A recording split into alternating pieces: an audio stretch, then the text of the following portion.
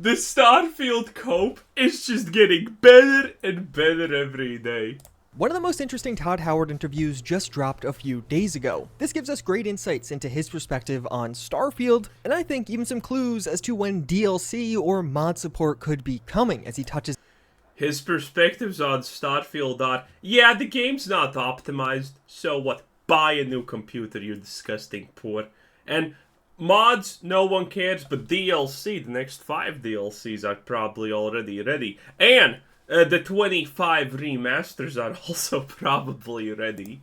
On both of those. But this interview is largely getting overlooked because it was originally posted in Japanese. So in this video I want to highlight that, but in addition we also need to talk about Starfield's continued dominance and how some users are quite unhappy about that. At the time of filming this, Starfield is very close to passing its all-time high player record on Steam once again. It'll likely happen. Dude, I can't. Juicehead has been coping about this graph for the past, I don't know how many videos. I have my own graph, by the way, out here just for reference sake, because he literally copes about it every single time. When Starfield first came out, you know what he said?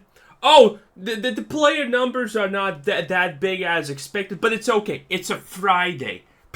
Most people have work tomorrow, right? And it's like, wait, well, what? Most people have work after Friday? Well, what are they gonna do at Saturday? I don't know. Anyway, Saturday rolls around. Most people have work after Saturday also, so the new player high is not gonna be reached now. It's insane. The absolute loops that people are going here explaining why this graph is not a travesty is insane. Because this is an original Bethesda title. Everyone knows who Bethesda is, right? If you have been a gamer for more than 2 years, you probably know who Bethesda are. It's just that powerful of a name. And the fact that Starfield has barely, almost not even close to 300k peak player base, and it's probably never going to surpass that, by the way, is insane. That is insanely low, honestly. Dude, this game is not beating anything. Because the real number should have been probably more than 1 million. You know? If this game was good, if this game was not destroyed by Bethesda's incompetence before the game launched, this number should be, in my opinion, probably like close to 1.5 mil. Because Bethesda is that well known. You know? Bethesda is pretty much kind of, you know, just trailing behind GTA. You know, in terms of popularity and whatnot. It is absolutely insane. So, saying this chart is good is just unbelievable, okay? Once again. It'll likely happen once tonight and then again tomorrow as the weekend does roll in. And to put into perspective just how insane these... Oh, and the weekend did roll by. I had the chart open here, and guess what? Obviously, they did not surpass their maximum player numbers. Wow, what a time to be alive. Yep, they did not. I mean, they weren't that far off it, but you know, the maximum player number in reality is like increasing by like 10k at best if it's happening, so it's not impressive. Starfield launch has been, Bethesda has now confirmed Starfield crossed 6 million players, making it the biggest Bethesda launch ever. And like I know, I keep saying some of these numbers around Starfield aren't. I mean, that was to be expected, by the way. It should have been the biggest Bethesda launch. Bethesda hasn't... Well, Elder Scrolls 6 will obviously surpass that. But still, obviously, it's free on Game Pass. Insane. But just to put it into context, Bethesda dropped support for the most popular gaming console not called the Nintendo Switch, and then even still ended up breaking their launch player record is just insane. Like it or not, the PlayStation 5 has sold way more consoles than the Xbox Series S and X. But it seems like that didn't really matter for Starfield, and we are likely seeing the effect of Game Pass in action here. Phil Spencer ended up doing exactly what he said he would do. Dude, imagine without Game Pass the disaster that this would have been. Dude. I wonder how many people actually bought this game. Because player count is way different than bought the game. So Are most people actually just game passing it? If so, that's a disaster. And has successfully gotten Starfield into more fans' hands at launch than any other Bethesda release ever, which is simply insane. Like, for me personally, I expected Starfield to be big over time, but I did not expect it to have the biggest release in Bethesda's history. Because, yeah, there's a ton of people playing on PlayStation. It's just crazy to still hit these numbers. Dude, how is this guy getting his logic? I did not expect Starfield to have a great opening, but over time it would have dominated them. How do you get to these conclusions? It's just beyond me. It's like, what kind of fairyland logic are we talking about here?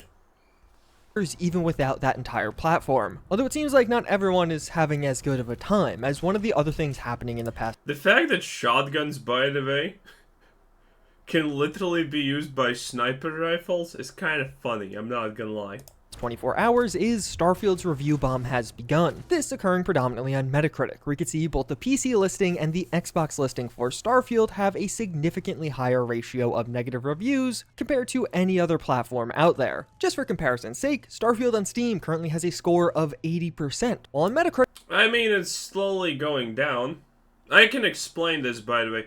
The Starfield is not a 10 out of 10, a 9 out of 10, or an 8 out of 10, or even probably a 7 out of 10. It's a 6. It's a 7 in the best scenario if you never experienced a single glitch in the game. Which is kind of honestly rare. It is a 6. Some people may argue a 5, some people may even argue a 4.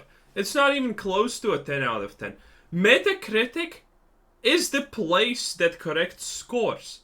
Metacritic has historically always been used by actual real people to correct the scores. Diablo 4 is a 0 out of 10. It's a completely unplayable experience and unacceptable. Metacritic corrected the scores. Overwatch 2 got completely destroyed. People want to say review bombing is bad, but review bombing happens because of a reason, and that reason is because people don't agree with the bullshit. It's very simple.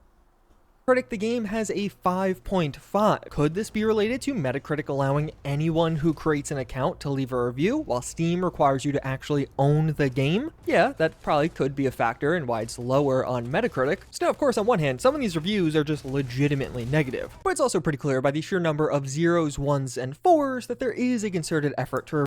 0s, 1s, and 4s. Yeah, but let's ignore all the 10 out of 10s. Yeah, let's ignore all the 9s and 10s that people give this game for literally no reason, but the fact that they are literally handicapped. But the 1s and 0s are the problem. Yeah, but the 9s and 10s aren't, though.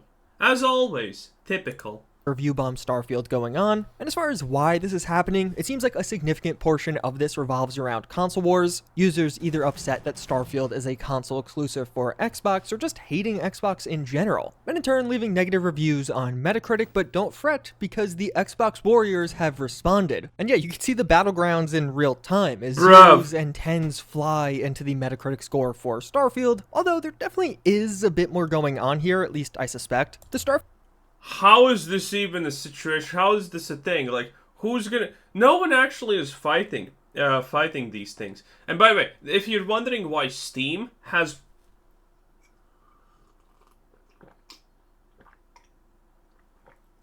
Coffee. If you're wondering why Steam is... Well, it's actually below 80% at this point. It's slowly gonna get down to like a 7 or 6. But that's going to take time. If you're wondering why Steam is actually not going down, because it's the reality is the fucking casual player just buys it on Steam. The casual enjoyer doesn't care about what's happening to Starfield. They have no idea people are even battling about it. They have no idea Juicehead is coping and I'm making all these videos and whatnot. They have no idea any of that is happening. They're just playing the game and they don't care to review it even. The people who do care to review it, on average, are the fanboys. Because Bethesda has a bunch of fanboys. I cannot say this enough. Bethesda fanboys are literally one of the most insane crowds out there. They will legitimately take a day away from work just to post good things about their favorite Bethesda title. They are absolutely bonkers insane. Starfield score on Steam also saw not a crazy but a notable drop over the past 24 hours. The review score was comfortably at 83% yesterday, but since we've seen almost 10,000 additional reviews and the score dropping down to 80% now, so shedding 3%. And this would indicate that a fairly significant chunk of the new reviews were negative. And I think there's really two things going on here. Starfield doesn't start super strong, so I wouldn't be shocked if for some of these it's just people in the early Are we gonna have the classic, oh, you need to play New Game Plus in 20 hours into New Game Plus, and then the game becomes really, really good? Yeah, like the AI suddenly actually understands that you can't clip through walls? Is that what's happening in New Game Plus? Is that what they expect? Or are you completely just fine with the NPCs just spawning and hovering over walls after 50 hours of gameplay? Early phases of the game where things don't come together quite as well as past Bethesda games. But then also, this comment from Todd Howard has definitely not been going over well. Why did you not optimize this game for PC? We did. It's running great. It is a next-gen PC game. We really do push the technology, so you may need to upgrade your PC for this game, but... Push the technology, bro. Bruh, this game looks like it's from 20 years ago, my man. Like, stop at the cap. It's got a lot of great stuff going on in it, and the fans are responding awesome. In the past 24 hours, this has been covered extensively. I talked about it in my video yesterday, but it's definitely gone quite a bit wider and definitely is going viral a bit, and I just feel like it's not a super great response no matter how you shake it. Starfield does have disappointing performance on PC. It's not catastrophically bad, but there's a lot of people that just wish it was a bit better. And one of the things you may have noticed throughout all of this is the Starfield Metacritic score for Xbox is now notably lower compared to the PC score. And seems like a big... Wait, what do you mean notably fucking lower? It's 2 points! Choose it! What do you think notable? I can't. Starfield fanboys are just a different breed, okay? But Bethesda fanboys, damn boy. Score. And seems like a big part of this is the recent 2 points out of 100. Noticeably worse. Jesus. Inquisition review that was posted earlier today, scoring Starfield a solid 4 out of 10. It seems like this did drag down the score a few points, and while I do think this review makes some fair points about the game, I also think this score was clearly intended to send a message. And if you look, this is the single lowest review score Starfield has received. Oh no, bruh, I love the cope. It's like, is it a 10 out of 10? Don't worry about it. It is a 10 out of 10. Why? With all the bugs and things not working and whatever. Oh, don't worry about it. Oh, but is it a 5? No, that's what you... I can't. Received on all of Metacritic right now. But with all this, do you know what really matters at the end of the day? The weekend is about to begin and Bethesda just released their new RPG. And I mean, hey, that sounds like a pretty good time to me. But to continue on a more positive note, we also have this interview with Todd Howard on Famitsu. This one flying under the radar for a lot of people because it was posted in Japanese, but honestly, it's one of my favorite Todd Howard interviews from the release wave of interviews we just got. In this interview, Todd Howard touches on mod support, saying, "You will be able to do almost anything, just like in previous works. Mod support will be available next year, but we love it too, so we'll do it in a big way." So for better or worse, we got official confirmation that proper mod tools will not be coming to Starfield until 2024. This isn't super surprising. Bethesda has almost always done this with their games, and honestly, mods are already getting pretty epic and intense in Starfield. I'll have a video on this coming in the next couple of days, so look out for that. And I feel like this timeline could definitely be healthy. Give fans a couple of months to play your game relatively vanilla, and then introduce mods where we know people are going to go absolutely crazy with modding Starfield. But yeah. By the way, paid mods. Also, the battle pass is coming soon. The microtransactions are coming soon. It's gonna be great. Don't worry about it. If you're somebody hoping for a surprise update one weekend, unfortunately no, we're gonna be waiting until 2024 for proper... You know all these bugs in the game? Don't worry, modders will fix it and charge you $20 for it. It's gonna be great. Because you can bet Bethesda's gonna put a minimum price, asking price for a mod. mod tools, but Todd Howard also touches on DLCs for Starfield, merely mentioning that when the DLC will be released is a secret. And when it comes to Starfield, I could see the DLC timeline being a bit more surprising this time around. A lot of the rumors over the course of this year have been that Starfield has been content complete for a while now, with most of the recent work being focused. That is the saddest thing anyone has ever said to me. Imagine this game is content complete. So, they never planned to actually add space exploration or real space battles or anything like that. Because these dogfights are pathetic, everyone knows it. They're not really even dogfights. They're just pathetic. Dude, so the fact that this game is actually complete is so sad. On bug fixing. That, coupled with the fact that Bethesda has already sold this DLC to many people out there, and even just this quote, it definitely sounds like Todd Howard knows when the DLC is coming. Like they have a release date in mind, it just hasn't been publicly announced yet. Well, no shit, Todd Howard knows when the DLC is coming. It's literally his company, technically.